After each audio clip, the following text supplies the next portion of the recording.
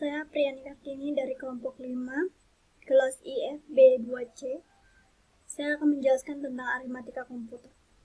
Aritmatika komputer atau disebut arithmetic logic unit adalah salah satu bagian dari dalam sebuah mikroprosesor yang berfungsi untuk melakukan operasi hitung aritmatika dan logika. Tujuan ALU adalah melakukan keputusan dari operasi logika sesuai dengan instruksi program.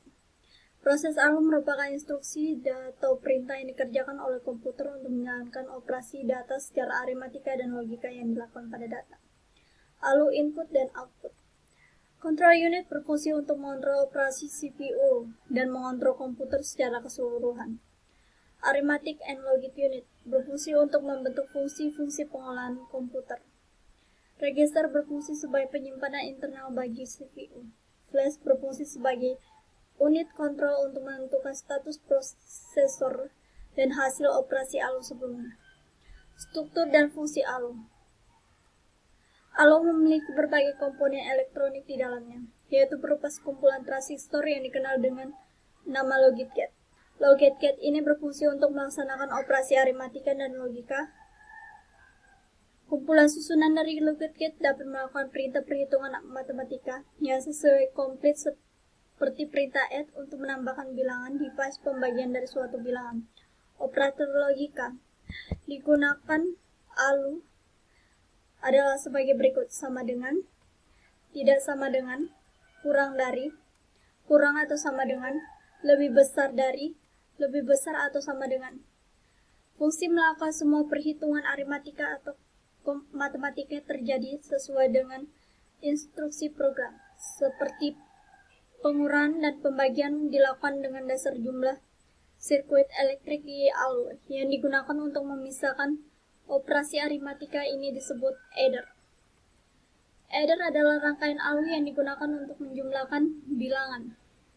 Karena adder digunakan untuk mengoperasi operasi aritmatika, maka adder sering disebut rangkaian kombinasional aritmatika. Ada 3 jenis adder. Half adder merupakan dasar penjumlahan bilangan dengan hanya 2 bit, seringkali juga disebut tak lengkap. Contohnya sebagai berikut. Full adder, rangkaian yang bekerja melakukan perhitungan penjumlahan sepenuhnya dari 2 bit bilangan biner yang masing-masingnya terdiri dari 1 bit. Rangkaian ini memiliki 3 input dan 2 output. Salah satu inputnya merupakan nilai dari pindahan penjumlahan. Kemudian sama seperti half adder, salah satu outputnya dipakai sebagai tempat nilai pindahan dan yang lainnya sebagai hasil dari penjumlahan. Contohnya sebagai berikut. Parallel adder, rangkaian full adder yang disusun secara paralel dan berfungsi untuk menjumlahkan bilangan biner, berapapun bitnya, tergantung jumlah full adder yang diparalelkan. Gambar ini menunjukkan paralel yang terdiri dari 4 buah full adder yang disusun paralel sehingga membentuk jumlah 4 bit. Representasi integer. Bilangan yang direpresentasikan menggunakan bilangan 0 dan 1 atau sering disebut bilangan biner. Penulisan representasi integer dapat ditentukan dengan sigma magnitude atau nilai bertanda. Apabila bit kiri bernilai 0, maka bilangan itu adalah positif, sedangkan bilangan paling kiri bernilai 1, maka bilangan itu adalah negatif. Contohnya sebagai berikut. Integer aritmatika. Negasi pada notasi komplement 2, pengurang sebuah bilangan integer dapat dibentuk dengan menggunakan atur sebagai berikut. Anggaplah komplement bilangan seluruh bit bilangan integer. Lakukan hasil sebagai sebuah sigma magnitude binary integer ditambah 1, misalnya 18.0001.000110. Overflow. Bilangan 2 buah bilangan ditambahkan dan keduanya positif atau negatif, maka bilangan akan terjadi overflow. Bila dan hanya bila hasilnya memiliki tanda yang berlawanan. Pengurangan. Untuk mengurangi sebuah bilangan, subhead dari bilangan lainnya sum magnitude. Anggaplah komplement 2 subhead dan ditambahkan hasil ke magnitude. Floating point aritmatika.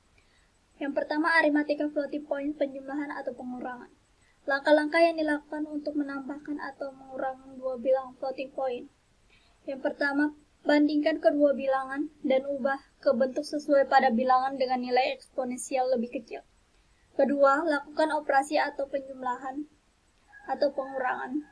Yang ketiga, melakukan normalisasi dengan nilai matisa dengan mengatur nilai eksponensial. Yang kedua, perkalian algoritma. Umumnya untuk perkalian bilangan floating point terdiri dari 3 langkah.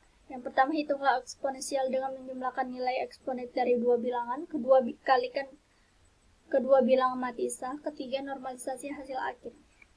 Pembagian. Algoritma untuk pembagian dari floating point terdiri dari 3 langkah. Yang pertama, hitunglah hasil eksponensial dengan mengurangi nilai eksponen dengan kedua bilangan. Kedua, bagi kedua bilangan matisa. Ketiga, normalisasi hasil akhir. Floating point standar IEE.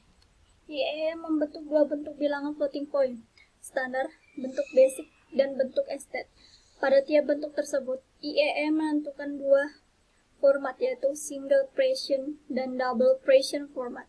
Single fraction format adalah model 32 bit, sedangkan double fraction format adalah 64 bit.